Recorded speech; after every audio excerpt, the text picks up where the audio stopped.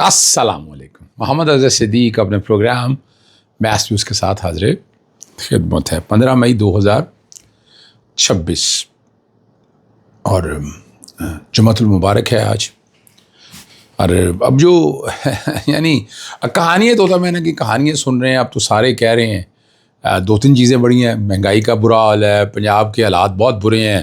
وہ 5-7-10 تصویریں لگا کر بتانے کی کوشش کرتے ہیں پتہ نہیں کیا کر دیا. ابھی عوام نہیں اتنی آسانی سے گراؤنڈ ریالٹیز پہ کیا مسائل ہیں ذرا اس پہ گفتگو کرنے کی کوشش کریں گے. کسان کیسے من رہا ہے, اور جو کابینہ ڈویژن ہے توشہ خانہ پہ یہ کریڈٹ تو جناب ہمارا ہی ہے.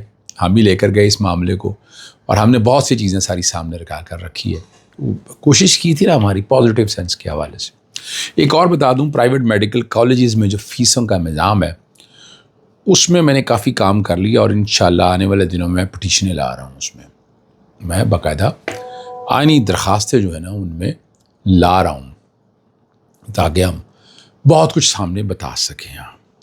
اور 190 ملین پاؤنڈ کا جو آیا ہے, اچھا ورنہ تو پہلے آرڈرز ہی نہیں آتے تھے. یہ اگر ریلیز ہوا ہے تو اس میں کمیاں کیا ہیں, کوتاہیاں کیا ہیں, اور وجوہات کیا ہے, ذرا ہم اس کی بات کرنے کی کوشش کریں گے. اور اعجاز احمد صاحب پاکستان تحریک انصاف کے رہنما, اور محمد مدنی, قاری خالد محمود, ان کی جو ضمانت منظور کی ہے نا اس کے خلاف درخواست. یعنی ہمارا یہ نظام آپ دیکھ لیں, اب پچھلے 3.5 سال سے ہمارا جو عدالتی نظام کی جو تباہی و بربادی ہوئی ہے, میں تو اس کا اظہار ہائی کورٹ میں, لاہور ہائی کورٹ بار میں کر چکا ہوں, اور بہت سی چیزیں آپ کے سامنے میں رکھتا رہتا ہوں.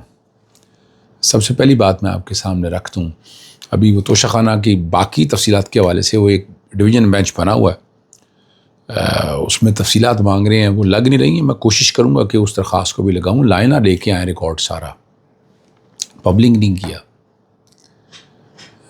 اور اس کے لیکن کچھ وہ جو کریڈٹ جاتا ہے اس میں سے کچھ چیزیں ساری سامنے آ گئی ہیں. اور کابینہ ڈویژن نے جنوری سے مارچ 2026 سے مئی توشہ خانہ ریکارڈ جاری کر دیا.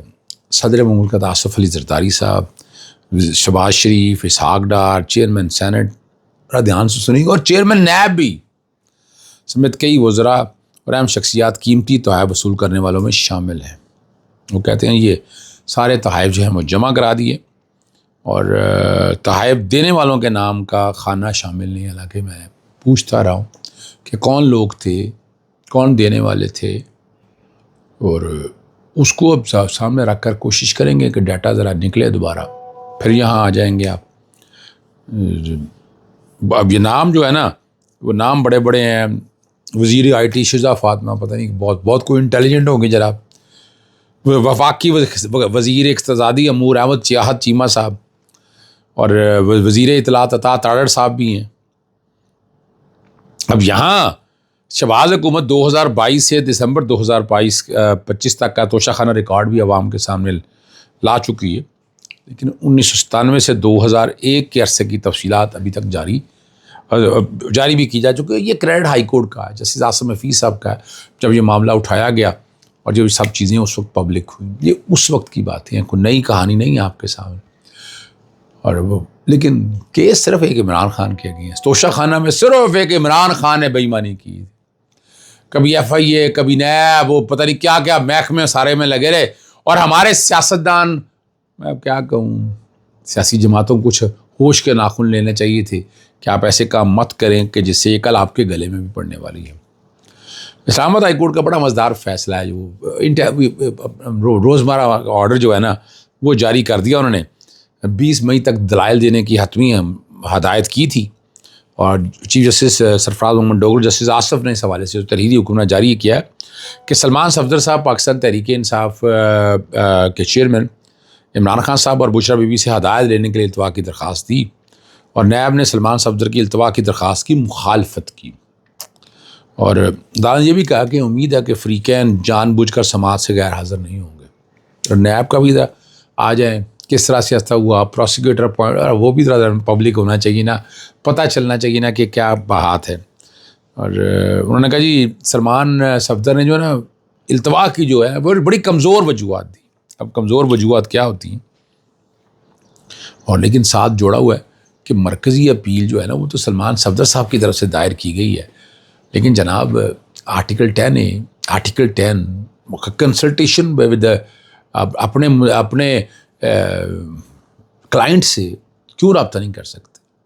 Prison act, prison rules, universal declaration of human right, ICCPR، national Mandela rules, کیا کیا باتیں ہیں ساری جو آپ کے سامنے رکھی گئی ہیں، لیکن آپ خود بتا دیں آپ، ٹھیک ہے نا جی. اور ساتھ ڈائریکشن یہ بھی تمام ضروری اقدامات آپ کر لیں اور آئندہ دلائل دے رہی ہے، ورنہ کئی دفعہ تو جج ہی نہیں بیٹھتے تھے یار، ویسے ہی ایڈجرن ہو جاتی تھی. اب خبر جو آ رہی ہے یہاں پر وہ میں پہلے بتا چکا ہوں کہ بہت کمزور کیس ہے، الٹیمیٹلی اس کو ریمانڈ کرنا ہے، بھی بتایا جا رہا ہے، پتہ نہیں فیصلہ آتا ہے کہ نہیں آتا، لیکن یہ باتیں چہ مگوئیاں یہ ہو رہی ہیں. اس دن ہائی کورٹ میں بھی تھا تو یہ بات ریمانڈ کرنا ہے، ریمانڈ کر کے دوبارہ آئے اور عمران خان صاحب پھنسے رہے، الجھے رہے. یہ کیس ایکویٹل کا ہے اور آگے اپیل کا رائٹ بھی آپ کو پتا کہاں چلا گیا ہے.